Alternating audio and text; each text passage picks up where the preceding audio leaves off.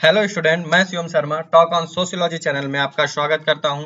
आज हम एक ऐसे टॉपिक को लेके आए हैं जो मुख्य सेविका के एग्जाम के लिए बहुत इंपॉर्टेंट है।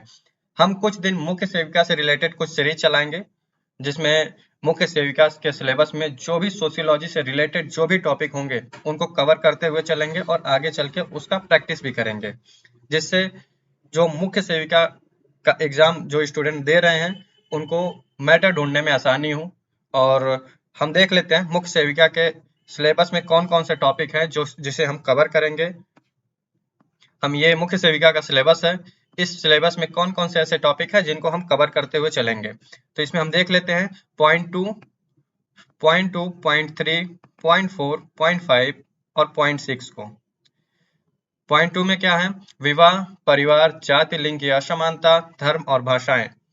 थर्ड में है सामाजिक समस्याएं और विशेष रूप से बच्चों और महिलाओं से संबंधित मुद्दे, जनसंख्या विस्फोट, जनसंख्या वृद्धि और नियंत्रण, गरीबी, दहेज, घरेलू हिंसा, तलाक, अंतर और अंतर पीढ़ी संघर्ष, जातिवाद, सामाजिक परिवर्तन और सामाजिक नियंत्रण।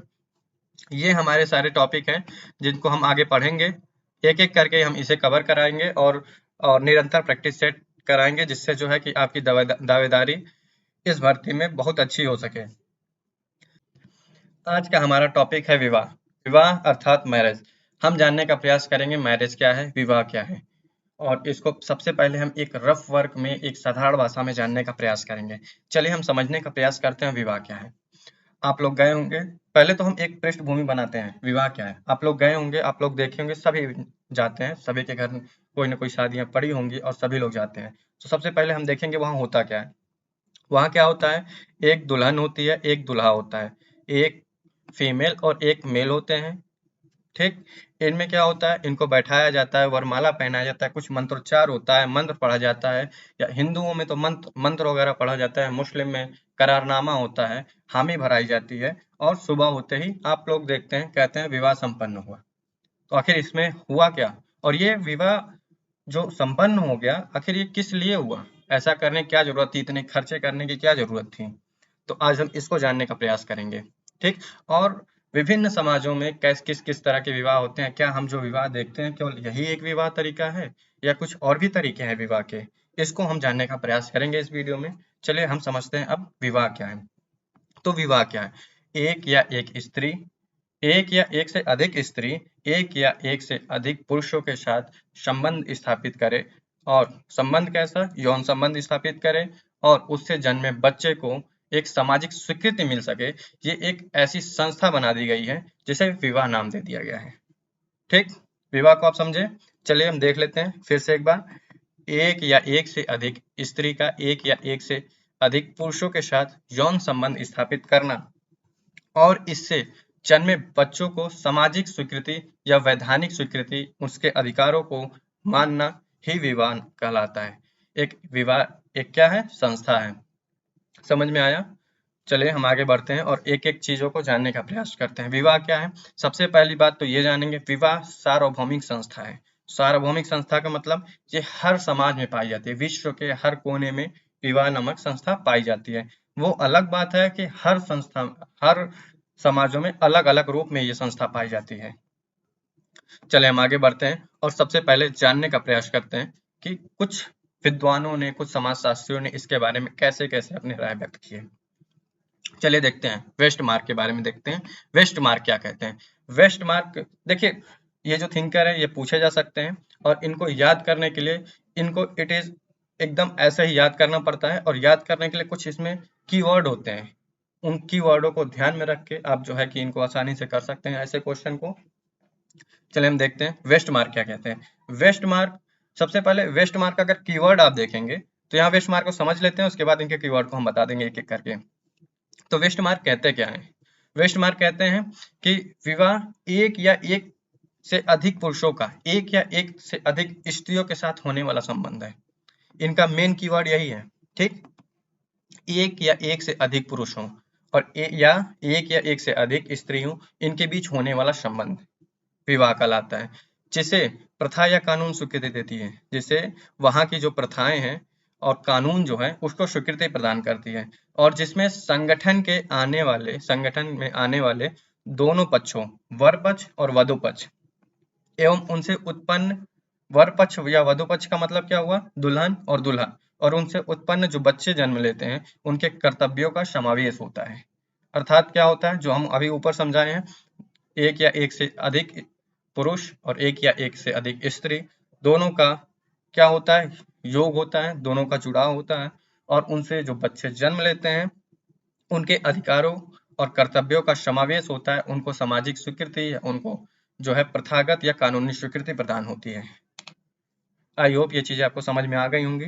ठीक, इनका कीवर्ड सबसे अच्छा याद करने का तरीका क्या है, ये कहते हैं विवाह एक या एक से अधिक पुरुषों का एक या अधिक स्त्रियों के साथ संबंध है। ये चीज आप समझ गए। चलिए अब देखते हैं बोगार्डस। बोगार्डस क्या कहते हैं विवाह के बारे में। बोगार्डस कहते हैं विवाह स्त्री और पुरुष के पारिवारिक जीवन में प्रवेश करने की संस्था है। विवाह क्या है, स्त्री और पुरुष के पारिवारिक जीवन में प्रवेश करने की संस्था है। आप देखे होंगे, आप अभी अगर जिनकी शादियां नहीं हुई होंगी वो देखे होंगे, उनके ऊपर कोई जिम्मेदारी नहीं होती है, और जिनकी शादी हो जाती है अचानक से उसमें एक परिवर्तन आ जाता है, चाहे वो लड़की हो या लड़का हो, एक जिम्मेदारी महसूस होता है, परिवर्तन आ जाता है। तो क्या होता है, पारिवारिक जीवन में प्रवेश कर जाते हैं, उनके बीच यौन संबंध स्थापित होगा, उनसे बच्चे जन्म लेंगे, उनके रख रखाव, उनका सामाजिकरण, अनेक प्रकार की जिम्मेदारियां उत्पन्न हो जाती हैं। तो बोगार्डस का कहना है कि पारिवारिक जीवन में प्रवेश करने की संस्था क्या है, विवाह है। ठीक, अब हम लूथर को देखते हैं। लूथर बहुत ही अच्छा जो है कोटेशन देते हैं। ये कहते हैं विवाह बीमार आत्माओं के लिए एक अस्पताल है। ये हम अपने पूर्वजों से या अपने माता पिता या ऐसे बड़े लोगों से सुनते हैं कि कहते हैं लोग कि बच्चा आपका बिगड़ गया, इसकी शादी करा दीजिए, सही हो जाएगा। अर्थात बिगड़ गया है मतलब उसकी आत्मा बुरी हो गई है, बीमार हो गई है। बीमार आत्मा के लिए क्या है, अस्पताल है। अपने आप जो है कि जब बीवी आएगी, 10 डिमांड करेगी, खुद अकल ठिकाने आ जाएगा, वो रास्ते पे आ जाएगा। तो लूथर क्या कहते हैं, विवाह बीमार आत्माओं के लिए एक क्या है, अस्पताल है। आई होप ये चीज आपको समझ में आ गया होगा विवाह क्या है। चले अब हम देखते हैं विवाह के उद्देश्य। विवाह आखिर होता क्यों है, क्यों विवाह किया जाता है, विवाह में इतने खर्चे होते हैं, क्यों किया जाता है ये सब। तो देखते हैं उद्देश्य, यौन इच्छाओं की पूर्ति। ठीक, सबसे पहला और मुख्य उद्देश्य होता है यौन इच्छा की पूर्ति। विवाह यौन इच्छाओं की पूर्ति के लिए किया जाता है। समाज में एक अव्यवस्था न बने, इसलिए विवाह नामक संस्था का जन्म हुआ है। एक व्यक्ति किसी एक सीमा तक अपनी इच्छाओं को पूर्ति कर सके और समाज में पूरी व्यवस्था बनी रहे, इसलिए विवाह का जन्म हुआ है। वैध संतानोत्पत्ति, परिवार की स्थापना, गुणों का विकास।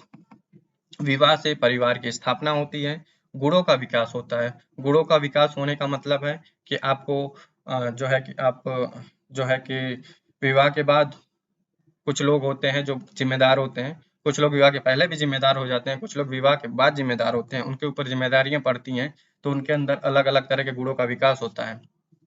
ठीक, संस्कृत का हस्तांतरण। संस्कृत का हस्तांतरण कैसे होता है कि जब बच्चा जन्म लेता है, जब विवाह के बाद जो है कि जो जन्मा बच्चा होता है, उनको आप जो है अपने अनुभवों को जो आप बचपन से लेके और विवाह तक जो है आप अनुभव प्राप्त किए हैं, उनको उसको उस बच्चे में आप देते हैं, उसको समझाते हैं, सिखाते हैं, और उसको उस तरह से बनाने का प्रयास करते हैं, तो अपनी संस्कृत को उस तक पहुंचाते हैं आप।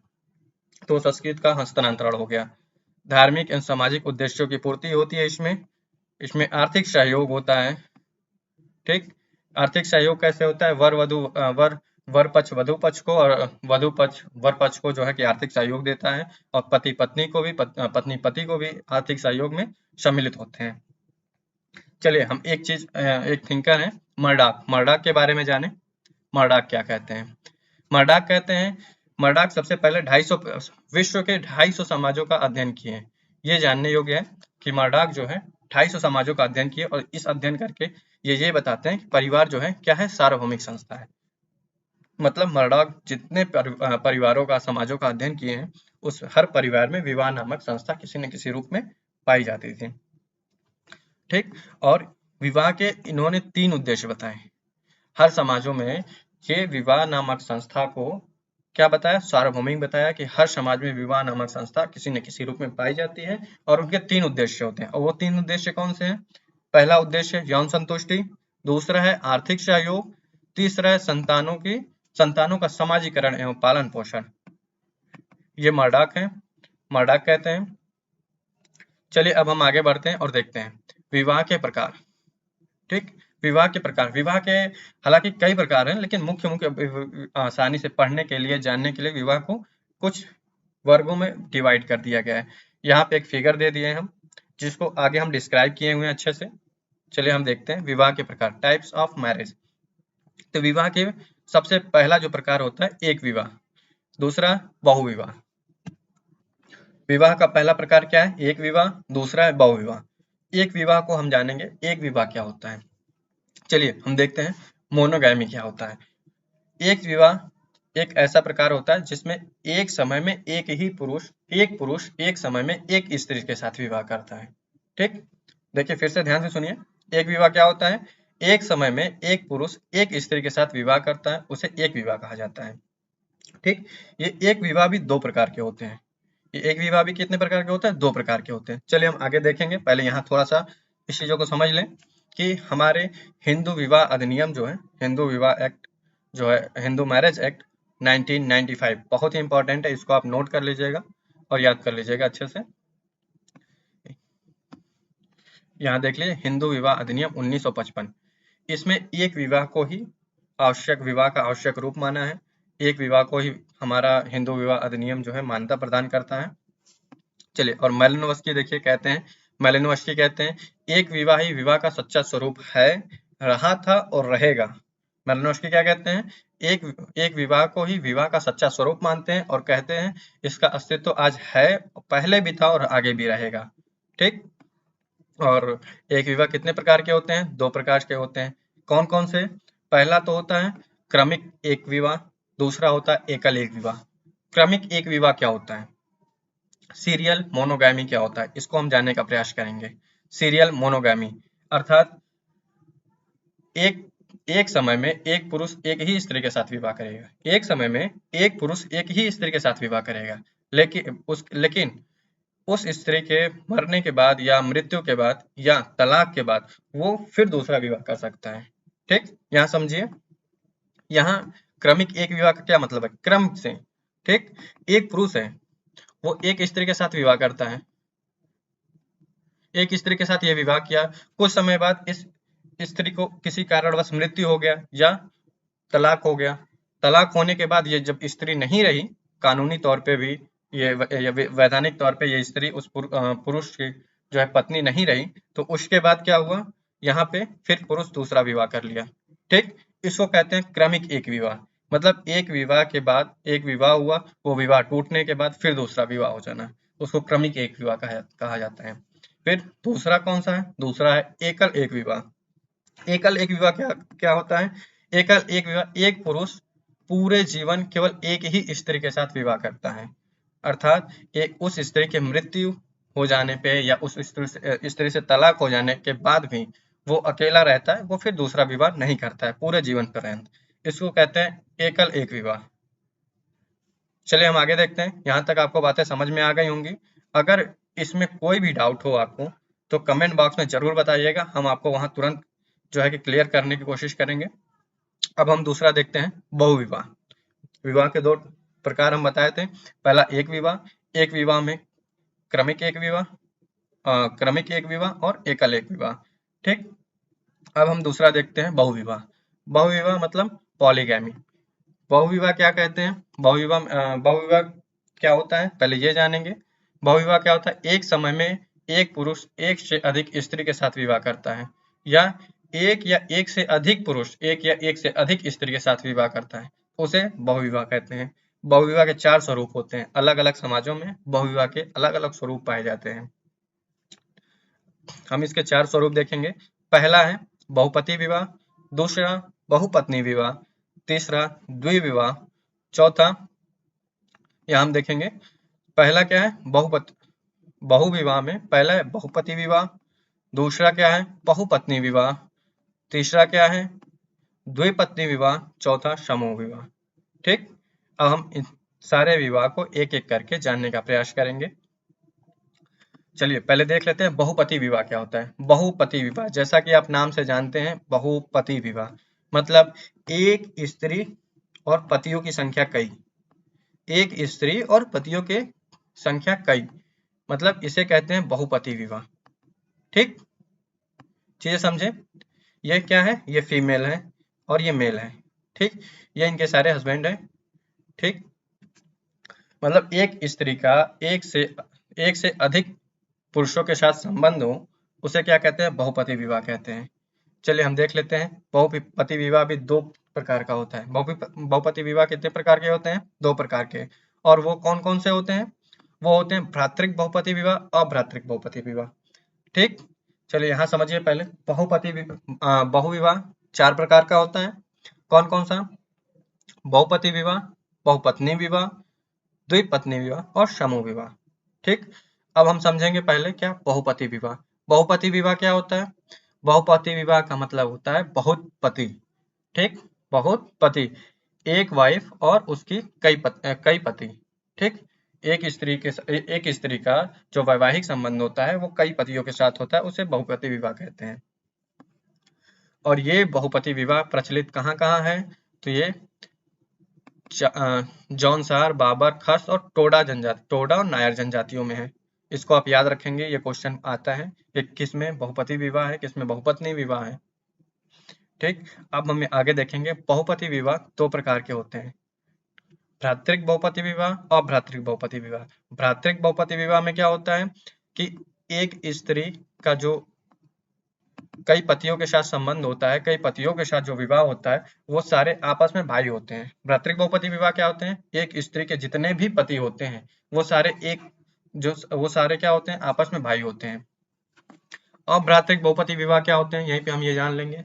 अभ्रातृक बहुपति विवाह में क्या होता है कि एक स्त्री के बहुत सारे पति होते हैं, दो या दो से अधिक पति होते हैं, और वो आपस में भाई नहीं होते हैं। भ्रातृक बहुपति विवाह में जितने पति होते हैं एक स्त्री के, वो सारे आपस में भाई होते हैं। अभ्रातृक बहुपति विवाह में क्या होता है कि जो पुरुष होते हैं, जो पति होते हैं, वो आपस में भाई नहीं होते हैं। अब हम यहाँ देखेंगे भ्रातृक बहुपति विवाह कहाँ कहाँ प्रचलित है। तो भ्रातृक बहुपति विवाह खस, टोडा और कोटा में प्रचलित है। खस, टोडा और कोटा जनजाति में भ्रातृक बहुपति विवाह प्रचलित है। वहीं अभ्रातृक बहुपति विवाह टोडा और नायर में प्रचलित है। टोडा और नायर जनजातियों में अभ्रातृक बहुपति विवाह प्रचलित है। ठीक, चलिए हम आगे देखते हैं। एक प्रथा है पुरुषोत्त प्रेमी प्रथा। पुरुषोत्त प्रेमी प्रथा क्या होता है, यहाँ हम जानेंगे। पुरुषोत्त प्रेमी प्रथा होता है जब बहुपति विवाह होता है, तो वहां सबसे बड़ी प्रॉब्लम ये होता है कि जो बच्चा जन्म लिया हुआ है, जिस स्त्री से जो बच्चा जन्म लिया हुआ है, वो किस पति का है, किस व्यक्ति का है, ये जानना बहुत कठिन हो जाता है। तो वहाँ एक प्रथा चलाई जाती है पुरुषोत्त प्रेमी प्रथा। उसको क्या कहते हैं, bow and arrow ritual, bow and arrow rituals कहते हैं। अब यहाँ देखेंगे बो एंड एरो रिचुअल्स क्या होते हैं।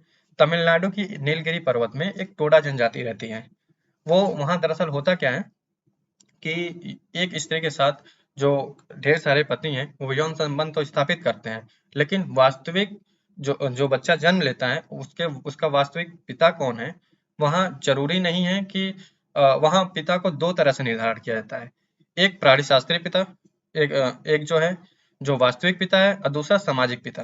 ठीक, तो जब पत्नी गर्भावस्था में रहती है, तो उसके गर्भावस्था के 5वें महीने जो व्यक्ति उस बच्चे की जिम्मेदारी लेना चाहता है या सामाजिक पिता बनना चाहता है, वो क्या करता है, उसको बो एंड एरो, तीर और धनुष भेंट कर देता है।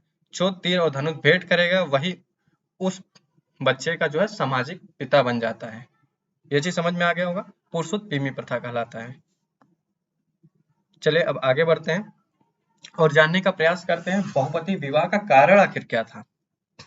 देखिए, कोई भी प्रथा चलती है या कोई भी रिचुअल्स चलते हैं या कोई भी नियम चलते हैं और समाज में लागू है या लागू था या लागू होगा, उसके पीछे तात्कालिक कारण तो होते हैं, लेकिन बहुत पुराने भी कारण होते हैं जो धीरे धीरे करके उस चीजों को लेके चल रही होती हैं। उससे जुड़ी बहुत सारे कारण होते हैं जिसकी वजह से कोई भी चीज ऐसे रैंडमली नहीं आता है। तो यहाँ हम जानेंगे बहुपति विवाह का कारण क्या था। तो सबसे बड़ा कारण था बहुपति विवाह का कि लिंगानुपात का असंतुलित होना। बहुपति विवाह का सबसे बड़ा कारण क्या था? लिंगानुपात का असंतुलित होना। दूसरा कारण था गरीबी। अब हम देखेंगे गरीबी कैसे गरीबी जो है कि बहुपति विवाह का कारण बना। तो क्या होता था कि जब एक परिवार गरीब होता था तो वहां मान लीजिए कई भाई हैं, यहाँ A B C D 4 भाई हैं और ये परिवार गरीब है और ये परिवार जो है अलग अलग पत्नियों का निर्वहन नहीं कर पाते थे। इनकी इतनी क्षमता नहीं थी कि वो अलग अलग पत्नियों का निर्वहन कर ले। तो यह क्या करते थे कि इकट्ठे एक स्त्री से शादी कर लेते थे और इससे क्या होता था, ये मिल बांट के इनका निर्वहन करते थे, इसका पालन पोषण करते थे और इसके जन्मे बच्चे का पालन पोषण करते थे। ठीक, गरीबी इस तरह बहुपति विवाह का कारण बना। ये चीज समझ में आ गया हो। जनसंख्या का नियंत्रण भी हुआ, इससे जनसंख्या का नियंत्रण भी हुआ। वधु मूल्य कैसा कारण था कि किसी किसी समाज में वधु मूल्य बहुत ही इंपॉर्टेंट होता है। पहले जान ले वधु मूल्य होता क्या है। तो वधु मूल्य क्या होता है? वधु मूल्य एक ऐसा मूल्य होता है या ऐसी धनराशि कह लीजिए, एक ऐसा धनराशि होता है जो वर जो है वधु के पिता को देता है। वो किस लिए देता है? वो जो उनकी लड़की जो है, उनकी पुत्री जो है विवाह करके जाएगी तो वहां जो गैप रहता है, ठीक, उस गैप की पूर्ति करने के लिए, उस कमी को भरने के लिए जो है वो वधु मूल्य दिया जाता है। कहीं उसको पैसे में दिया जाता था, कहीं गाय भैंस या किसी तरह की जो उस समाज में जिस तरह के जानवर या जो भी चीजें बहुमूल्य होती थी उसमें दिया जाता था। ये एक तरह से कहें तो आज के दहेज प्रथा का बिल्कुल विपरीत था। ठीक, तो वधु मूल्य कहीं कहीं किसी समाज में इतना ज्यादा होता था कि कोई एक व्यक्ति उसका निर्वहन नहीं कर पाता था, उसको दे नहीं पाता था, तो कई लोग इकट्ठा मिलके जो है कि उसको इकट्ठा करते थे, वधु मूल्य को इकट्ठा करते थे और एक साथ उसको देते थे। जब वधु मूल्य देते थे तो वो स्त्री जो है उस दिन से जो है उनकी पत्नी कहलाती थी। ठीक, और आगे हम देखेंगे संपत्ति के विभाजन को रोकना। ये ये भी बहुत इंपॉर्टेंट कारण है, संपत्ति के विभाजन को रोकना। जैसे हम यहाँ समझाए थे, अगर हर व्यक्ति की अलग अलग शादी होती है, अलग अलग शादी होगी तो अलग अलग इनका एक परिवार होगा, तो एक जो संपत्ति होती है उनका क्या होगा, अंततः विभाजन होगा। ठीक, हर परिवार के लिए एक अलग अलग संपत्ति बनानी पड़ेगी, घर का बंटवारा होगा, जमीन का बंटवारा होगा। तो इससे बचने के लिए भी क्या होता था, संपत्ति के विभाजन से रोकने के लिए बहुपति विवाह एक बहुत बड़ा कारण था। भौगोलिक परिस्थितियां और धार्मिक कारण, कुछ धार्मिक कारण भी थे, कुछ धर्म कहते थे बहुपति विवाह करने के लिए, और भौगोलिक परिस्थितियां कैसी थी। तो एक तरह से अगर हम देखा जाए कि जो टफ रीजन होते थे, टफ जो जैसे पहाड़ी क्षेत्र हो गए, जनजाति जंगल क्षेत्र हो गए बहुत ज्यादा, जहाँ गरीबी रहती थी, टफ रीजन में गरीबी होगी, और जब गरीबी होगी तो यहाँ से आप इसको मैच कर लीजिए, जब गरीबी होगी तो बहुपति विवाह का एक कारण बन जाएगा। ठीक, आई थिंक ये चीजें आपको क्रम वाइज अच्छे से समझ में आ गई होगी। चलिए अब हम देखते हैं खस जनजातियां जो थी, ये बहुत इंपॉर्टेंट है। खस जनजातियां अपने आप को पांडवों का वंशज मानती थी।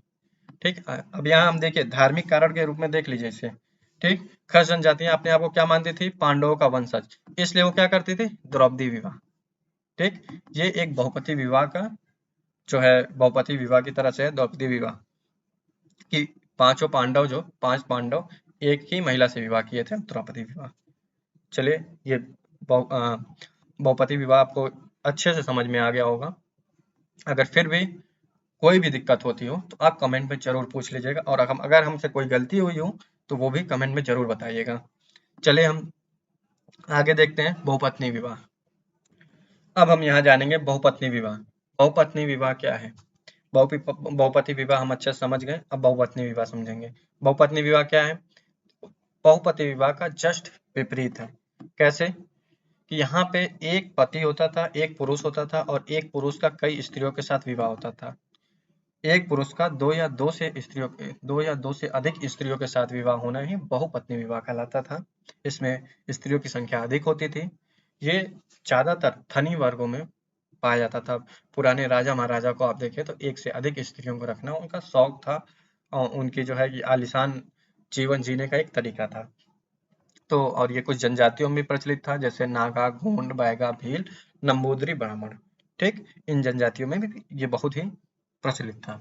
चलिए हम देख लेते हैं जैसे बहुपति विवाह का हम कारण देखें, वैसे ही बहुपत्नी विवाह का भी कुछ न कुछ कारण रहा होगा। ठीक, उसको हम जानने का प्रयास करेंगे। सबसे पहला कारण अगर ये है तो सबसे पहली चीज है लिंग असमानता तो जरूर होगी। ठीक, बहुपत्नी विवाह है या बहुपति विवाह, ऐसे विवाह होंगे तो सबसे मुख्य कारण जो होगा वो क्या होगा, लिंग असमानता होगा। उसके बाद हम देखेंगे पुत्र प्राप्ति की इच्छा। पुत्र प्राप्ति के लिए बहुपत्नी विवाह बहुत बड़ा कारण था। बहुपत्नी विवाह का बहुत बड़ा कारण था पुत्र की प्राप्ति होना। ये कैसे कि जो अगर हम देखेंगे पितृसत्तात्मक समाजों में, पितृसत्तात्मक परिवार में एक ऐसी व्यवस्था होती है, जैसे पिंडदान हो गया, हिंदुओं में देखेंगे पिंडदान हो गया, या संपत्ति को जो है पुत्रों को देना, उत्तराधिकारी पुत्रों को देना, ये जो है उत्तराधिकार देना पुत्रों को, ये एक पुत्र को एक ऐसा इम्पोर्टेंस समाज में दे दिया गया कि पुत्र प्राप्ति सब चाहते थे। अगर एक स्त्री के साथ विवाह किए, उससे अगर पुत्र नहीं जन्म ले रहा है तो उस स्त्री की जगह दूसरी स्त्री से विवाह करके उससे कोशिश करते थे पुत्र जन्म लेने का। अगर वो भी नहीं तो फिर तीसरी स्त्री के साथ विवाह करते थे। ठीक, तो पुत्र प्राप्ति एक बहुत बड़ा कारण था बहुपत्नी विवाह का। आर्थिक कारण तो जानते ही हैं बहुपत्नी विवाह का जो है आर्थिक कारण था, कि आर्थिक कारण कैसे था कि कभी कभी क्या होता था कि गरीब जो समाज होता था या गरीब परिवार होता था और छोटा परिवार होता था, गरीब परिवार होता था, वहाँ जो टफ रीजन होता था, जैसे पहाड़ी क्षेत्रों में हो गया, जंगल के क्षेत्रों में हो गया, वहाँ पे खेती करना या जो है जंगलों में खेती करना, ये ऐसी चीजें होती थी कि उसमें ज्यादा से ज्यादा लोग लगते थे और परिवार छोटा है तो परिवार को बड़ा करने के लिए क्या करते थे कि कई पत्नियों से, कई महिलाओं से विवाह कर लेते थे। तो इस तरह बहुपत्नी विवाह एक कारण बना। ठीक, सामाजिक कारण कैसे बहुपत्नी विवाह कारण है, तो सामाजिक जो है कि प्रतिष्ठा, लोग जो है जितने ज्यादा पत्नियां रहेंगी उनके उतनी प्रतिष्ठा रहेगी। ठीक, तो वो सामाजिक प्रतिष्ठा बनाने के लिए बहुपत्नी विवाह करते थे। यौन इच्छा जो है, यौन इच्छा भी एक बहुत बड़ा कारण था कि एक से ज्यादा स्त्रियों के साथ यौन अनुभव जो है लेने के जो है इच्छुक लोग जो है बहुपत्नी विवाह करते थे। देवर विवाह कुछ जनजातियों में जो कि ऊपर दिया हुआ है, आप देख सकते हैं, नागा, गोंड, बैगा, भील, नंबूद्री ब्राह्मण, ऐसे जनजातियों में क्या था कि देवर विवाह प्रचलित थे। कुछ ऐसे विवाह प्रचलित थे जो है कि बहुपत्नी विवाह को जो है आगे बढ़ाने का काम किया। ठीक, इसको भी आप अच्छे से समझ गए होंगे। अब हम देखेंगे द्विपत्नी विवाह। द्विपत्नी विवाह अब तो ऐसे विवाह जो है कि समाजों में प्राय नहीं पाए जाते हैं। ये विश्व के किसी भी समाज में अब नहीं पाया जाता है द्विपत्नी विवाह, लेकिन फिर भी हम जान लेंगे। द्वि का मतलब दो, पत्नी का मतलब होता है वाइफ, अर्थात एक पुरुष की दो वाइफ, केवल दो वाइफ, उसको कहते हैं द्विपत्नी विवाह। ठीक, इसे आप समझ गए होंगे। ठीक, एक पुरुष की दो वाइफ, द्विपत्नी विवाह।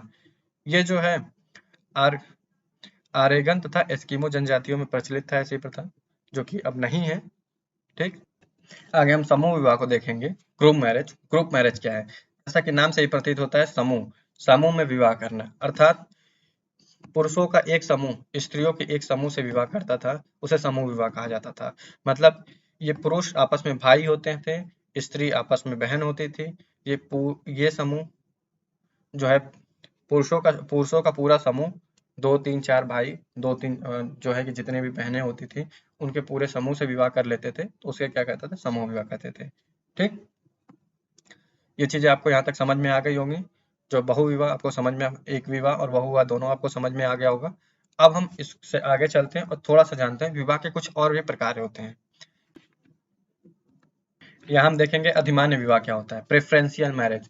प्रेफरेंशियल मैरिज क्या होता है, जैसे ही नाम से दिखता है वो प्रेफरेंशियल मैरिज, मतलब किसी एक समूह को प्रेफरेंस दिया जाता है सबसे पहले कि अगर हम विवाह देखेंगे या लड़की ढूंढेंगे, लड़का ढूंढेंगे, तो पहले इस समूह में लड़का या लड़की ढूंढेंगे, उसके बाद अगर इसमें नहीं मिलता है तो कहीं और ढूंढेंगे। इसको कहते हैं प्रेफरेंशियल मैरिज। ठीक, प्रेफरेंशियल मैरिज भी 3 प्रकार के होते हैं। प्रेफरेंशियल मैरिज कितने प्रकार के होते हैं, प्रेफरेंशियल मैरिज भी 3 प्रकार के होते हैं। ठीक, पहला है सहोदरज विवाह। पहला क्या है, सहोदरज विवाह, कजिन मैरिज। कजिन मैरिज का मतलब होता है भाई बहन। ठीक, भाई बहन के बीच विवाह होता है। ठीक, यह मुख्यतः 2 प्रकार का होता है। पहला सलिंगी सहोदरज विवाह।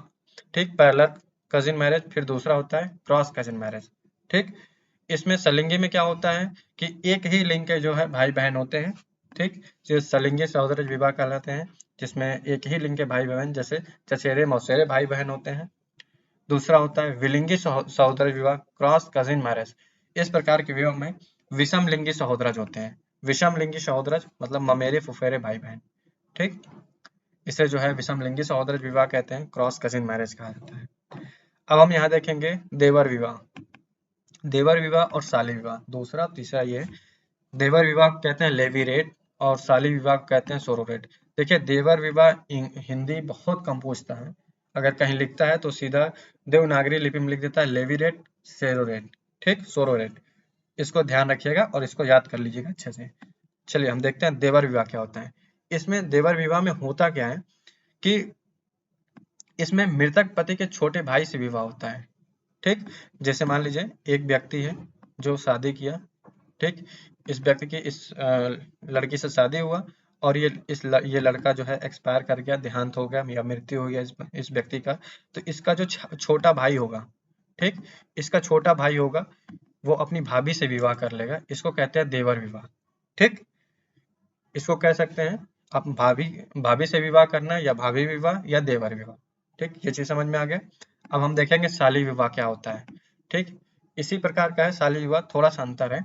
इसमें क्या होता है कि इसमें जो पुरुष जिस लड़की से शादी किया है, इसमें पुरुष की मृत्यु नहीं होती है, पत्नी की मृत्यु हो जाती है। ठीक, पत्नी की मृत्यु हो जाने से जो उसकी पत्नी थी उसकी छोटी बहन होती है, उसके साथ छोटी बहन का रिश्ता साली का रिश्ता होता है।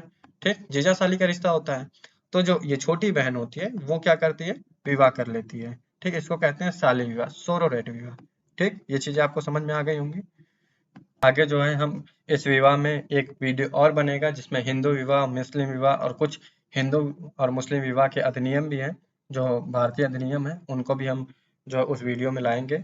और ये वीडियो अगर आपको अच्छा लगे, आपके लिए सहयोगी सिद्ध हो, तो आप इस वीडियो को लाइक करिएगा, सब्सक्राइब करिएगा और आगे बढ़ाइएगा इसको। Thank you so much.